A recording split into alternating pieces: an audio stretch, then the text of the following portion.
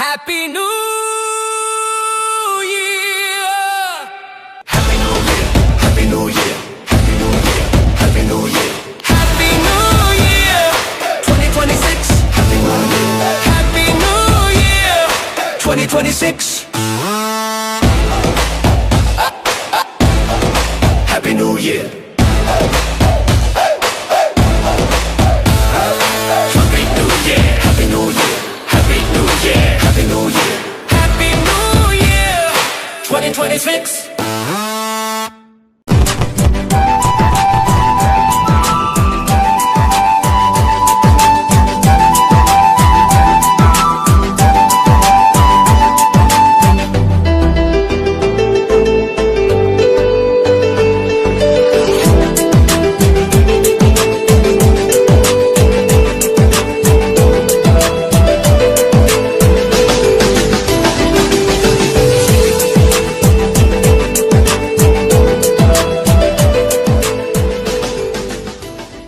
विदाय नहीं वर्ष 2025 आसी वर्ष 2026 सबुठी इंग्राजी नववर्ष को स्वागत करा जाउची। पल्ली दिल्ली उत्सवर माहौल।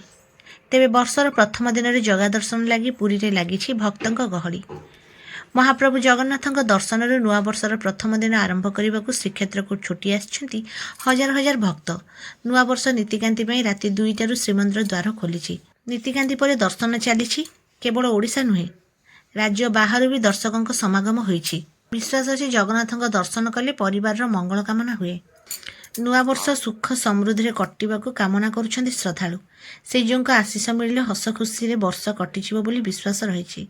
सेइथिपई दूर दूरांतरु भक्त छुटी आछन्ति बड़ देउळकू। जगाकू देखि मन कथा दुख जणाई आशीष नेउछन्ति। जय जगन्नाथ। इंग्राजी नववर्ष 2026 समस्त को हार्दिक अभिनंदन और शुभेच्छा ज्ञापन करुछि। महाप्रभु श्री जगन्नाथ पाखरे प्रार्थना करुछि नूतन वर्षटी समस्त जीवन में सुख और शांति समृद्धि आनी दो। प्रभु समस्त आशीर्वाद करंतु। जय जगन्नाथ। सेपटे बेलाभूमि बुली मौजरे नुआ वर्ष काटिबा पुरी को छुटी आछन देश विदेशर पर्यटक। बेलाभूमि बुली समुद्र रे स्नान करी 2026 प्रथम दिन को नियारा ढंगरे काटिबा जमिछि पर्यटकों भिड़। भारत तथा ओडिशा रे अनेक लोक नुआ वर्ष को एक आध्यात्मिक चिंताधारा सहित जोड़िबा चाहिए। निजर आग्रह अनुसार धर्मानुष्ठान रे समय बिताई जड़े अन्य को नुआ वर्षर अभिनंदन जणाइछन्ति। वर्ष आरंभ निश्चित भाव भल काम करने को अनेक चाहिए। आज से ही समय आसी श्रद्धालु माने महाप्रभु जगन्नाथ शरण नेउछन्ति। शांति श्रृंखला पाई व्यापक सुरक्षा व्यवस्था करा जायछि। मो जिला कांग्रेस सभापति राजेश मिश्र कहूँ। इंग्राजी नववर्षर आगमन अति शीघ्र आसुअछि। 2026 इंग्राजी नववर्ष समस्त ओडिशावासी एवं पुरीवासी आनंदमय हो।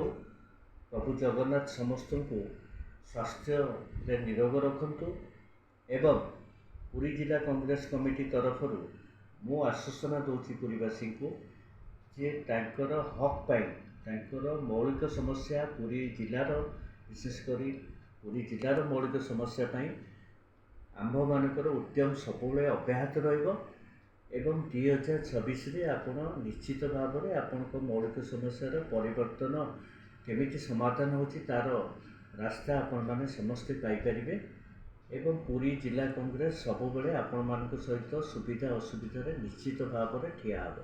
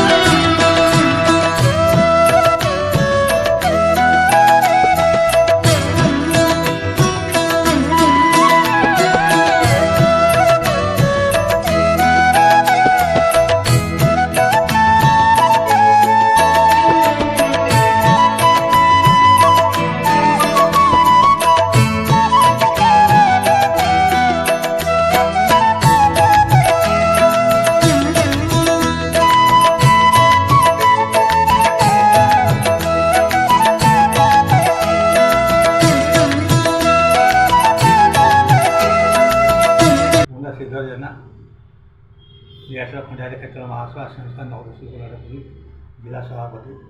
ଆଜି ନୂତନ ବର୍ଷ ପୁରୁଣା ବର୍ଷ ଯାଉଛି, ନୂତନ ବର୍ଷ ଆସୁଛି। ନୂତନ ବର୍ଷ ସମସ୍ତେ ଅଭିନନ୍ଦନ, ସବୁ ଭାଇମାନଙ୍କ ମୋ ଜାତିଆନ ଭାଇମାନଙ୍କୁ ସପନ ତରଫରୁ ସମସ୍ତଙ୍କୁ ଅଭିନନ୍ଦନ ଜଣାଉଛି। ପୁରୀ ସହରବାସୀକୁ ଅଭିନନ୍ଦନ ଜଣାଉଛି। ମୁଁ ସଦାବେଳେ ଗୋଟିଏ କଥା କହେ, ନିଶା ଜଳକେ ନିଶା ଛାଡ଼ିବେ। କେମିତି ଆମ ସବୁ ଭାଇ ଭଉଣୀ ଯେଉଁମାନେ ଆଜିକାଲି ଅତ୍ୟାଚାର ହେଉଛନ୍ତି ନିଶା ଜଳରେ, କେତେ ଲୋକ ଘର ଏପଟେ ରହୁଛନ୍ତି, ବହୁତ କେସ୍ ବି ଆମ ଅନୁଷ୍ଠାନକୁ ଆସୁଛି। ଆମେ ସମସ୍ତଙ୍କୁ ଅନୁରୋଧ କରୁଛୁ ଆପଣ ମାଧ୍ୟମରେ ଏ ନିଶା ଦ୍ରବ୍ୟ କେମିତି ଜଲ୍ଦି ଛାଡ଼ନ୍ତୁ, କେମିତି ଘର ତାଙ୍କ ସଂସାର ଭଲ କରନ୍ତୁ। ନୂତନ ବର୍ଷରେ କେମିତି ତାଙ୍କୁ ଭଗବାନ କେମିତି ଆଶୀର୍ବାଦ ଦିଅନ୍ତୁ, ଜଗନ୍ନାଥ ଆଶୀର୍ବାଦ ଦିଅନ୍ତୁ। ଲୋକମାନେ ତାଙ୍କୁ ଇଏ କରିକି କେମିତି ତାଙ୍କୁ ଇଏ କରନ୍ତୁ। ଅନୁଷ୍ଠାନରେ ଆଗକୁ ଉନ୍ନତି ହେବ, ସେଇ ମୋର କାମନା, ଆଉ କିଛି ନାହିଁ। ଆମ ସବୁ ଜାତି ଭାଇକି ମୁଁ ସମସ୍ତଙ୍କୁ ଅଭିନନ୍ଦନ ଜଣାଉଛି। ଆଉ ଥରେ ବି ଜଣାଉଛି 1700 ଗାଁ ବିଶ୍ୱାସୀ ଲୋକଙ୍କୁ ସଦାବେଳେ ଆପଣମାନେ ଜଗନ୍ନାଥ କଣ୍ଠରେ ରଖିଥାନ୍ତୁ। ଆମକୁ ଆଶୀର୍ବାଦ ଆପଣମାନେ ଦିଅନ୍ତୁ, ଯେମିତି ଆଗକୁ ମୁଁ ସଂଗଠନଟାକୁ ଆଗେଇ ନେଇଯିବି। ଏତିକି ମୋର କହିକି ବାର୍ତ୍ତା ମୁଁ ଶେଷକୁ ଜୟ ଜଗନ୍ନାଥ, ଜୟ ଲୋକନାଥ। ଜୟ ଜଗନ୍ନାଥ। ମୁଁ ଅକ୍ଷୟ କୁମାର ପ୍ରଧାନ, ପୁରୀ ଜିଲ୍ଲା ଅଟୋ ଚାଳକ ମହାସଂଘର ସମ୍ପାଦକ ଏବଂ ପୁରୀ ରେଲୱେ ଷ୍ଟେସନ ଅଟୋ ଚାଳକ ସଂଘର ସମ୍ପାଦକ ଭାବେ କାର୍ଯ୍ୟ କରୁଛି। ଆମର ପୁରୁଣା ବର୍ଷ ତ ଆମକୁ ଛାଡ଼ିକି ବର୍ତ୍ତମାନ ଆଉ 2 ଦିନ ପରେ ପଳେଇବ, ଆଉ ଆମର ନୂଆ ବର୍ଷ ଆସିବ। ଏଥିପାଇଁ ପୁରୀକି ବହୁତ ଆଗନ୍ତୁକ ମାନେ ଆମର ଯାତ୍ରୀମାନେ ବି ପୁରୀରେ ବହୁତ ଭରପୁର ଭାବରେ ଅଛନ୍ତି। ପ୍ରତ୍ୟେକ ଦିନ ଟ୍ରେନ୍ ବି ବହୁତ ଭିଡ଼ରେ ଆସୁଛି। ଆମର ବର୍ତ୍ତମାନ ବି ଆମର ମିଟିଂ ଚାଲୁଛି, ଆମର ଯେଉଁ ଆୱାରନେସ୍ ମିଟିଂ, କେମିତି ଯାତ୍ରୀମାନଙ୍କୁ ସୁରକ୍ଷାରେ ନେଇକରି ସୁବିଧାରେ ନେଇକରି ବିଭିନ୍ନ ଜାଗାରେ ଛାଡ଼ିବା ପାଇଁ, ସେ ବାବଦରେ ଆମର ଏଇନା ଆୱାରନେସ୍ ମିଟିଂ କରାଯାଉଛି।